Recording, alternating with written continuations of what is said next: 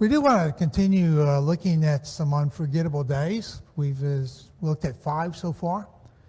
The day that salvation was made possible when Jesus died on the cross. Salvation was made personal when we are baptized into Christ and have access to that salvation that he has made. Then looking forward to the day that Jesus comes again, and the conclusion to our salvation is we'll be in heaven with him forevermore. Then we talked about the greatest unity meeting in the Bible, when they got together and decided the Gentile-Jewish issue, got them together. Very important day in the church. If the church had not solved that problem, we would have a different church today than what we do have.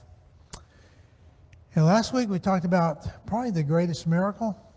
We agreed, some of us, that it was the Red Sea. Not only was it a miracle that happened that day, but for years and years and years, it was a sign of security and comfort for Jews as they remember that day. Whenever there were problems, God can solve any problems. Today I want you to think about if you could spend one day in the life of Jesus, anywhere in that 3.5 years, what day would you pick to spend that day with Jesus and watch everything that was going on? So what day would you pick? Would you like to sit on the Sermon on the Mount, perhaps the greatest sermon that's ever been preached? Would you like to see Lazarus raised from the dead after 4 days in the tomb? Feeding of the 5,000. That was kind of a neat miracle. You get a free meal with that one. So that settles it for a lot of you out there, I can tell. Or walking on water. Perhaps that's the one miracle that Jesus did that we kind of look to today. Can you walk on water? And only one person has ever been able to do that. We call that ice, David. Ice. Don't count. Okay, what would you pick? Judgment Day. That didn't happen during the 3.5 years he was on earth. I thought I made that clear in my question.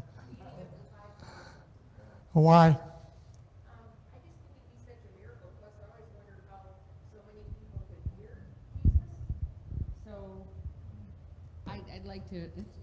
I don't. That keeps me from talking to class. Okay. Stay right there then, Bob. Okay. Actually, it was more than 5,000. Only 5,000 men, so you're talking probably 15,000 or so with women and children and everybody else that may have been there. So, yeah, I always wondered about PA systems in the first century. How in the world could everybody hear? But evidently, they had a way. Anybody else want to chime in? Cameron? Calms the seas. Calm the sea. They're together and having the fishing trip of a lifetime, and huge storm, and then he says, "Peace, be still," and just like, this surely is somebody else. And then I don't know if it's the same day or not, but like where he takes the demons out of I Am Legion. That'd be terrifying, but cool in the same. Okay. Or the birth of Christ, you start very... No, you get one day. I want them all. I thought I made that clear in the question, too. When I saw Mike and then Don. Feeding the 5,000. So many people at one time to be blessed. And there's a lot of starving people out there even today, and I think that would be awesome. I would say the woman at the well and hearing him explain about the living water. That's 2, right? Oh, no, that's the same story. Same woman. Okay. All righty. Well, we could go on and on with this, I guess. Nobody's picked the right day yet, so might as well go ahead and share with you today. There was one unforgettable day in which the apostles were taught the greatest lesson that they were ever taught in their life. So that's what I want us to talk about today. Are there a few sermons that you remember that happened maybe years ago and you still remember that sermon today? Remember the lessons? I don't know how many sermons I've heard in my lifetime, but it's been a few. But I have some memorable sermons that I've heard that lessons have stuck with me all these years, and probably you do too as well. A lesson the apostles would never forget was taught to them on this one particular day. And perhaps it's the lesson that we need today, perhaps more so than any lesson that we could learn. So what was that lesson? Well, don't answer yet. We'll get to it. Luke chapter 22, verse 27, Jesus says, "For which is greater, the one who sits at the table or the one who serves?" Which one is greater, the one who sits at the table or the one who serves? The one who serves? How many would say the one who serves? Good, you all just disagreed with Jesus. Jesus tells us. Jesus says it is the one who sits at the table. He is the greatest. Okay? Well, that's the practical way of looking at it. The important people sit at the table. And servants are not the main view here. We live in the world today, but we believe that all men were created equal. Don't we? That's Thomas Jefferson's conclusion. But we live in a world where rank plays a very important part of the world that we live in. Position, power, importance, authority, people of rank, and we see rank almost every day that we live. How many of you, when you fly somewhere, fly first class? You do? You buy first class tickets every time? Well, okay. Well, we have two important people here this morning. Tracy and Rhonda are very, very important people. Well, first class people are important people. They get to board first, or at least the airports that I've been in. We're now boarding. First class people come first. They get to go on the plane first. Walking inside the airplane, you usually look to the left, and that's where the first class section is. You see these big, wide seats. And then you look at where you're going to be sitting. Overseas flights are usually like, 9 rows of people. 9 rows of seats, and they're about this small, and you're going to be there on that plane for 5 or 6 hours, or whatever. First class people, I heard, get to eat off real plates. Those of us in coach get a sandwich wrapped in plastic, if we're lucky for our meals, right? First class people get their own bathroom. For all 8 of them are that up there. The coach section gets 2 bathrooms in the back for all 100 people on the plane to use. And if you bought one of those cheap tickets from Priceline, you get the back seats. So you get to meet all 100 people that are on the airplane at some time or the other. I grew up in a military family where rank is really emphasized. And Tracy and Rhonda are military people. Both my mom and dad served in World War II. My dad was a navigator. This was before they had computers, and so you had to figure out someone had to figure out where to fly the plane.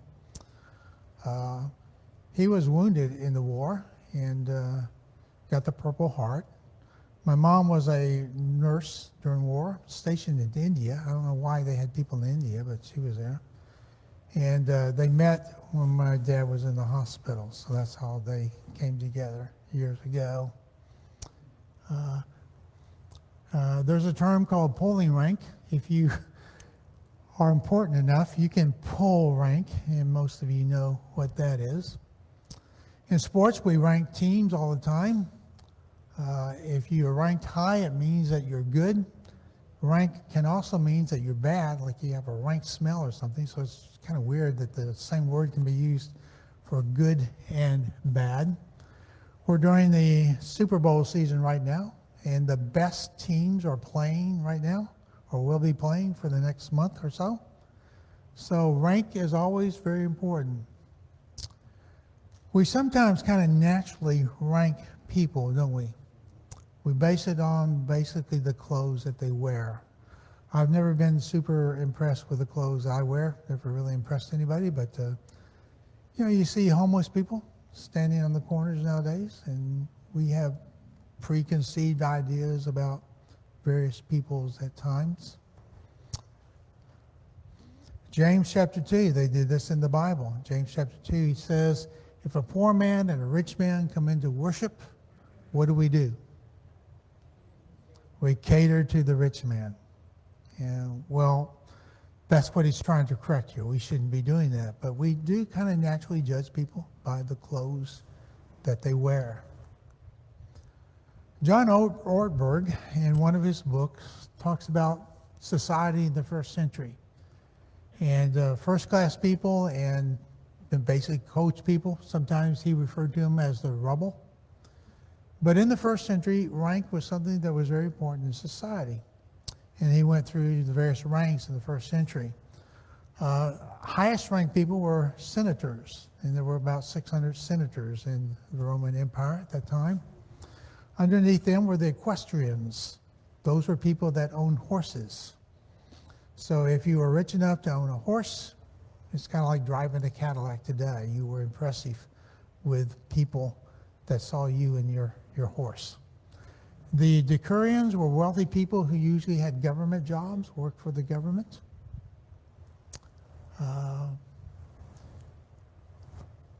Often you were ranked by the clothes you wear or the jewelry you wore, he says. So did you wear a Timex watch or a Rolex watch? And you could show off. Or the size of the rings on your finger many times was an indication of wealth. And people would see that, and they would make judgments according to that. A senator often had a purple stripe in his toga that he wore, which identified him. Status was seen in being a Roman citizen back in those days, too. If you were a Roman citizen, you were somebody important. In fact, there were even classes of Roman citizenship. What are the 3 classes of Roman citizenship? You find these in the Bible. How could you become a Roman citizen? You were born a Roman citizen, or you could buy Roman citizenship. There's a story in the Bible where Paul was arrested, and he was about ready to get beaten. He said, are you going to beat a Roman citizen without questioning? And the centurion comes in and says, are you a Roman citizen? And he says, I bought my Roman citizenship. And Paul says, I was born a Roman citizen. So being a born Roman citizen was a higher class than buying it. What was the other way that you become a Roman citizenship? You could do something great for the country, and they would bestow Roman citizenship upon you. So you could be born, you could earn it, or you could buy it. Being born a Roman citizen was the best way to become a Roman citizen. If you were, if not a slave, you could wear a freedman's cap, and that would identify you as someone who was not a slave. There's a reference in Acts chapter 6, verse 9, to one of the Christians in the congregation that was a freedman. So you could, it wasn't a high class, but it was better than being a slave, so you would let people know that you're not a slave, you're a freed man. He points out that at public events you were seated, very often according to rank. The higher your rank, the better seat that you got. We do that even today, do we not? If you want a ticket to the Super Bowl and you're just like one of us, you get in a lottery. If you get lucky, you get a seat. But if you're somebody, you can usually wiggle your way into great events and get a seat for free usually, or what the rest of us have to pay. And we do that even with dinner sometimes. You know, if you have a big dinner, you have a head table, and the guest of honors get the seat at the head tables, and the rest of us get the tables out in the crowd. If they assign seats, usually I get the table way in the back and nobody knows you're even there. But anyway, head tables are seating of special people of privilege.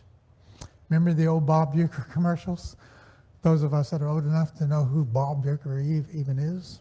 But in the commercials, he's seated out in the bleachers saying, great seats, great seats.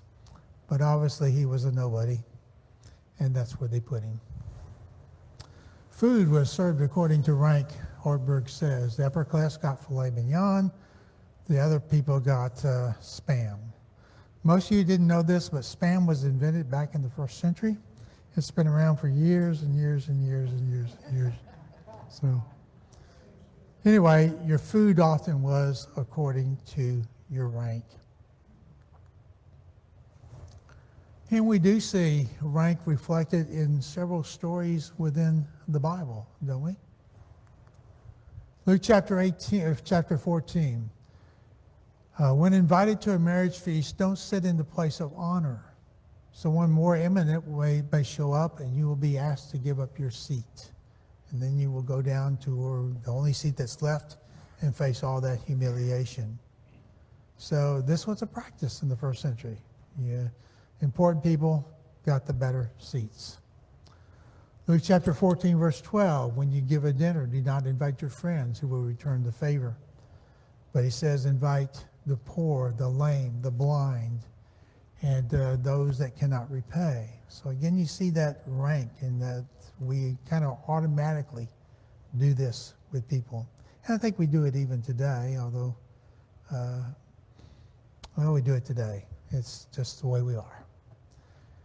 In Jesus' day, rank was something that you were aware of, on display pretty much every day, everywhere you went. You would see rank in the daily life. Then we have that great passage in Philippians chapter 2 where it says, have the mind of Christ. And it begins by saying that Jesus was in the form of God. How would that rank?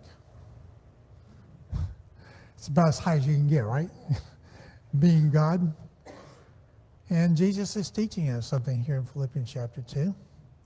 Jesus was in the form of God, but what did he do? He did not count equality as something to hold on to. Jesus was willing to give up his rank and become a normal human being. Jesus emptied himself.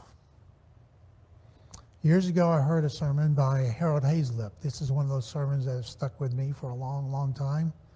He was doing this on Philippians chapter 2. And he says the Greek term there could mean to lay aside your rank. So it's a military term, going back to the military term. If you're an officer in the military and an enlisted man passes you, they're supposed to salute. Is that still true today? It was back when my dad was in. But if you were out in society on a Saturday and an officer was there not dressed in his uniform and you saw him, you didn't have to salute if you're not in a military situation. Am I saying that right? Okay. Getting somewhat of a nod. So if you take off that uniform, if you lay aside your rank, then that means you become a normal human being. Is that the best way of saying that? Okay. Anyway, lay aside your rank. And I've always remembered that illustration.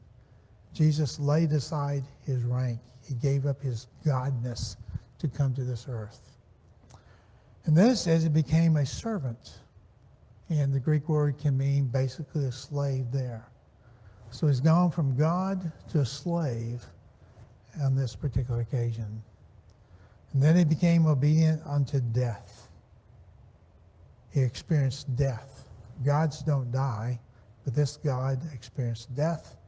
He not only experienced death, but it says death on a cross, which is the worst kind of death you could suffer back in the 1st century.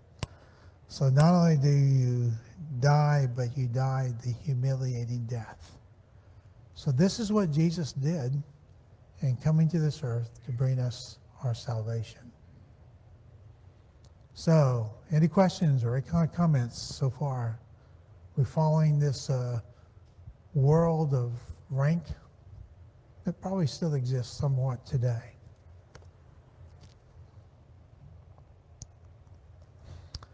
Jesus died without rank. He died without status. And in that is a lesson for us today. So what does all this mean? We come to the end of Jesus' 3.5-year ministry. Jesus is preparing to die on the cross. And we come to John chapter 13. And John 13 begins by saying, knowing his hour has come. So this is what Jesus is going to do with his apostles, knowing that his hour has come. During supper, he arose from supper, laid aside his garments, tied a towel on and around his waist.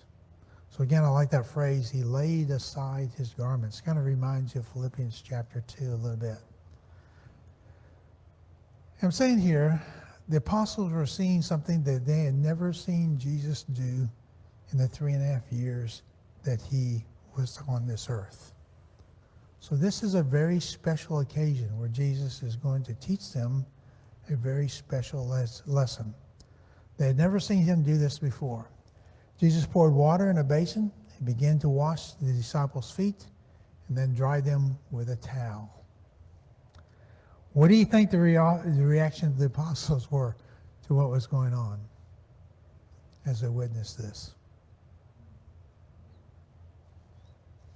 Well, we can all imagine. We don't even have to use our imagination very much. Obviously, there was some shock, there's surprise, disbelief. And probably they were saying, what's going on here? What is he doing? Why is this happening?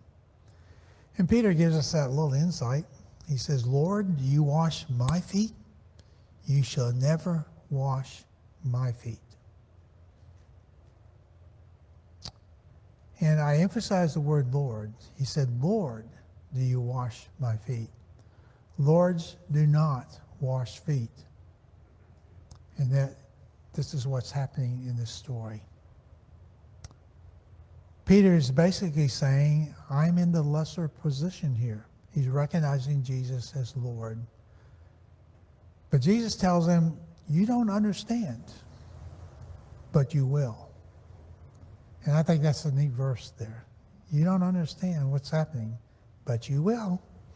So there is a lesson that is being taught here, right? Obviously. What will they understand? What is the lesson that is being taught here? Humility. Well, they were still under the impression that there was going to be a physical death army, because they did not understand what was going on. That's probably part of the reason that they were wanting to sit at the head of the table and so forth. And they were still under the impression of rank. Rank, and they were expecting a physical army, and so they did not comprehend why he was doing this. And they probably expect to have a little rank when Jesus did come into power in a physical sort of sense. Luke chapter 22, going back to the verse that we introduced the lesson with. Jesus, the kings of the Gentiles exercise lordship over them, and those in authority are called benefactors. But not so with you. Rather, let the greatest among you become the youngest, and the leader as one who serves. For which is greater, one who sits at the table or one who serves? That's where that verse came from. So Jesus is beginning to emphasize a different way of thinking, not by rank, but by service. It is not the one who sits at the table that becomes the greatest. Jesus goes on after that passage by saying, "But I am among you as one who serves." And now in this last setting, he's illustrating what he means. He illustrates something that they will never forget for the rest of their lives. This becomes a day that they will never forget. For years and years and years, they're going to remember Jesus washing their feet and teaching them something that they had never realized in the 3.5 years that he had been with them. What is a gas station? Okay, this is the easy question, right? It's where you go to get gas. Okay. Do what? Okay, we have a old enough generation to understand that we didn't always call them gas stations. We call them service stations, right?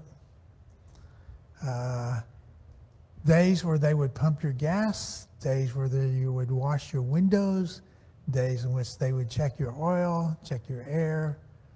And those were service stations because what they did was to render service. We don't have service stations today for the most part. There may be one or two out there somewhere.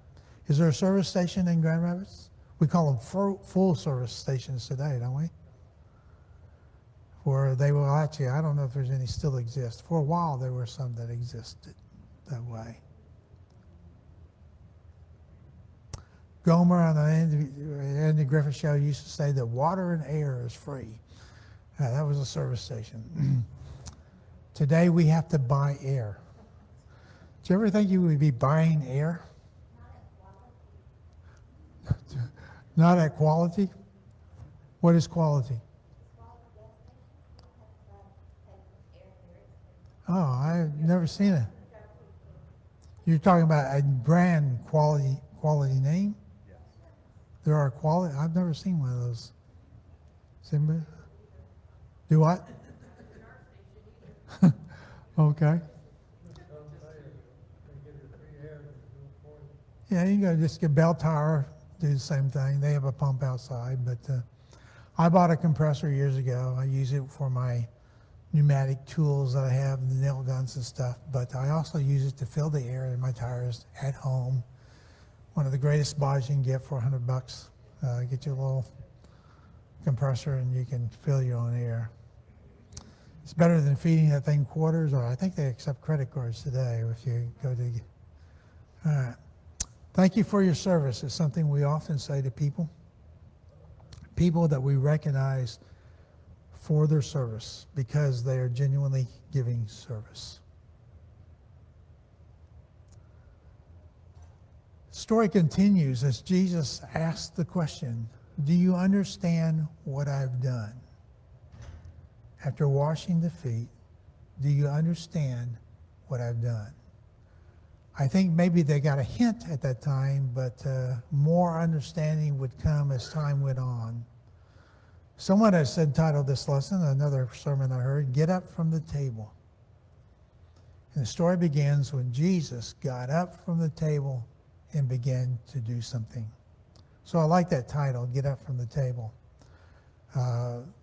Wednesday nights after pizza, about 1:15 I will say, "It's time to get ready for church. Get up from the table and clean the tables, put the chairs back." And so that's to get them up from the table. If they didn't get them up from the table, they would be eating pizza in there all night. So anyway, I like that title, "Get Up from the Table." Someone else has entitled this lesson as "Get Off Your Butts." Now, I'm not being rude here. You don't spell butts B-U-T-T-S, you spell it B-U-T-S. People need to get off their butts. They need to get into service. I would come Wednesday night, but I would volunteer to do that, but and we have all the buts that keep us from doing the things that we really should be doing, learning to be people of service. So if you like that title, you can use it sometime in the future, I guess. Do you see yourself as a person who likes to serve, or do you like to be served?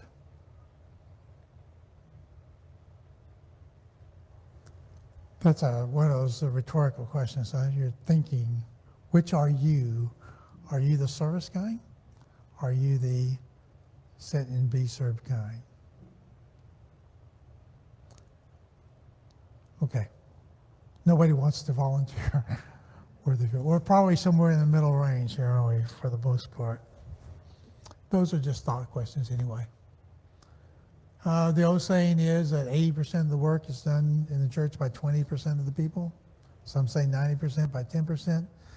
But it says that all of us could be more service-oriented than what we really are, and we need to be. This is a lesson the apostles needed to learn. It's a lesson that we need to learn even today, to be servants, to get involved, to do things.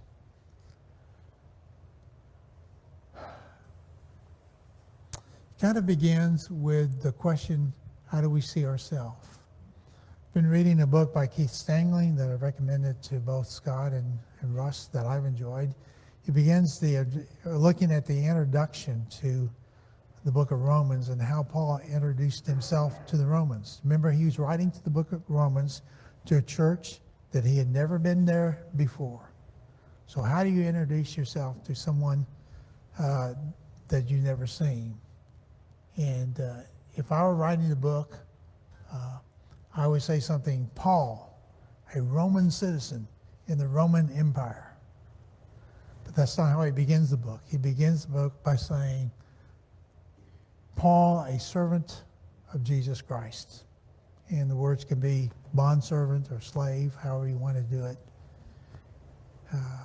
He takes the humble position. What am I? I'm not a Roman citizen in the Roman Empire. I am a bond servant to Jesus Christ.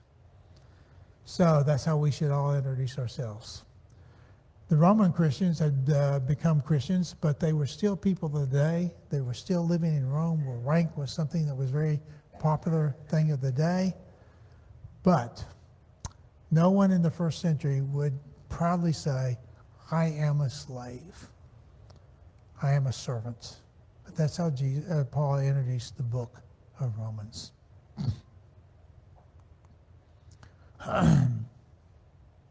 The lesson continues, and this is kind of neat.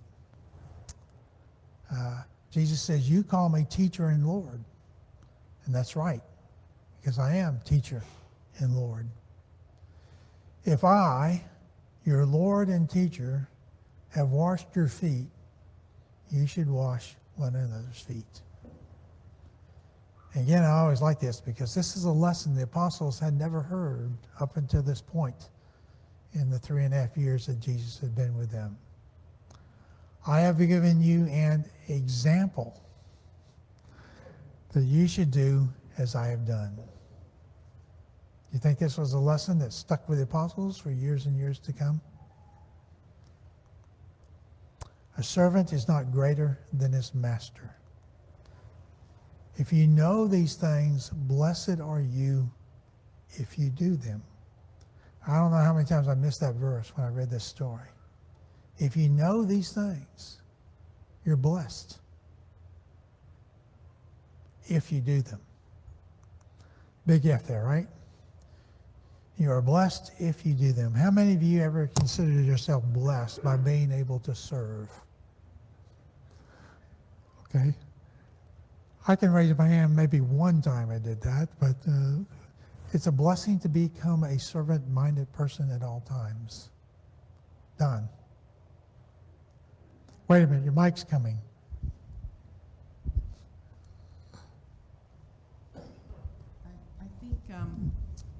I think you really have to look at the very first verse and realize that what was Jesus' attitude? He said, having loved his own who were in the world, he now showed them the full extent of his love. So this whole example was to show them his love so that they might know how to love one another. Yeah, I may have finished with that a little bit. I'm sorry. There are several stories of disciples who loved their rabbi so much that they washed the rabbi's feet. But there are no stories that we know of where a rabbi was washing the disciples' feet. So a demonstration is always better than an oral lesson, I think. And so I think this is a demonstration of his love that would stick with them for a long time to come. And again, going back to the beginning of the story, Jesus, knowing his hour had come.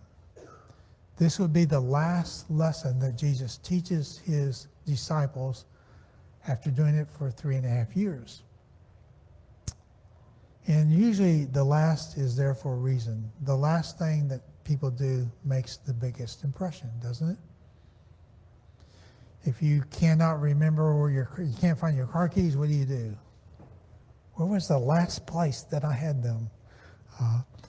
Your glasses, where was the last place oh, they're on my head. That's where they are. So the last thing, and I think the timing of this story is what is key to the Bible as well in understanding this story.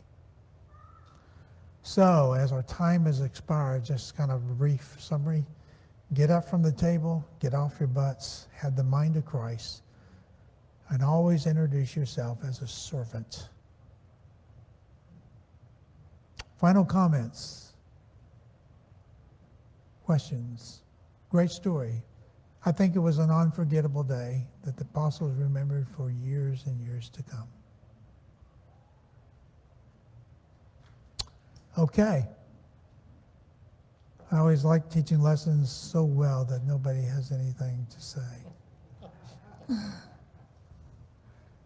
Sobering lesson, for sure. I can go back and show you pictures of my water experiences this week, but I'm trying to forget them as I go on. Okay, you're free to roam about the building for an hour or so.